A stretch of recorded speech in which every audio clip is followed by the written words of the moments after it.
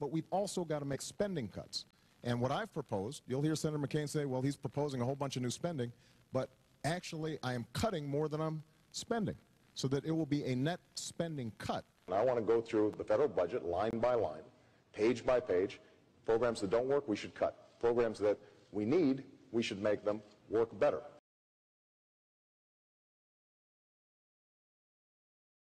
How can we protect taxpayer dollars so that this money is not wasted? Mr. Obama said he would review each government program and each line item in the budget. Just because a program, a special interest tax break, or corporate subsidy is hidden in this year's budget does not mean that it will survive the next.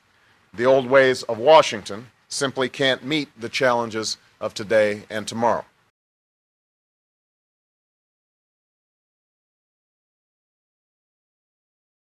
A lot of us sitting in this room didn't see this last crisis as it came upon us, but this one is really easy to see. The fiscal path we are on today is simply not sustainable. This debt and these deficits that we are incurring on an annual basis are like a cancer, and they are truly going to destroy this country from within unless we have the common sense to do something about it. This is a problem we're going to have to face up to in maybe 2 years, maybe a little less, maybe a little more.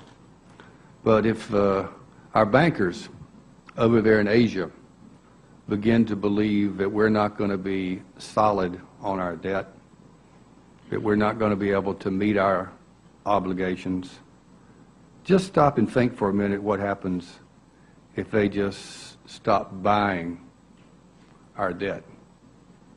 What happens to interest rates? And what happens to the U.S. economy?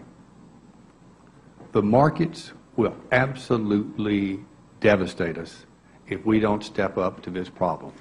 The problem is real, the solutions are painful, and we have to act.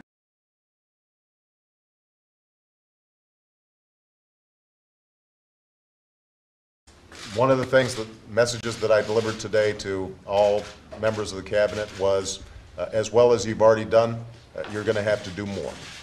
I'm asking for all of them to identify at least $100 million in additional cuts to their administrative budgets.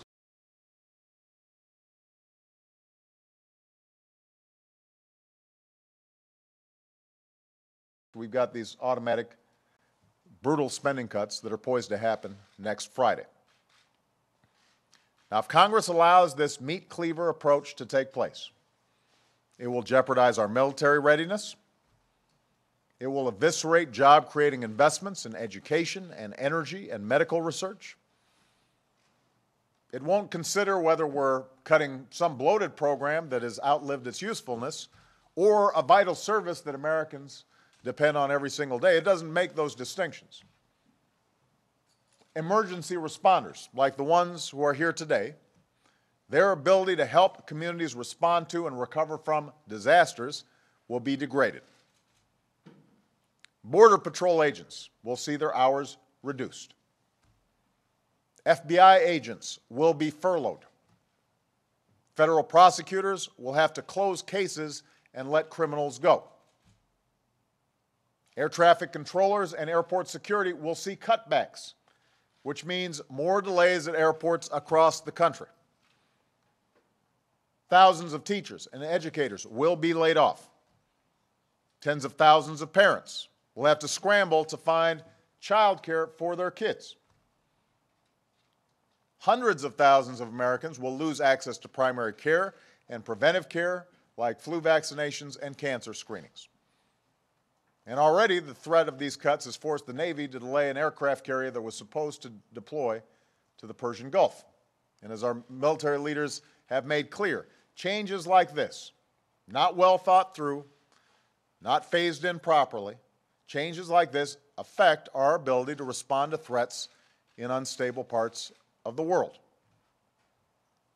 So these cuts are not smart, they are not fair, they will hurt our economy, they will add hundreds of thousands of Americans to the unemployment rolls. This is not an abstraction. People will lose their jobs.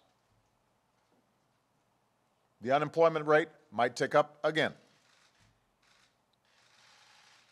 And that's why Democrats, Republicans, business leaders, and economists, they've already said that these cuts, known here in Washington as sequestration, are a bad idea. They're not good for our economy. They're not how we should run our government. And here's the thing, they don't have to happen.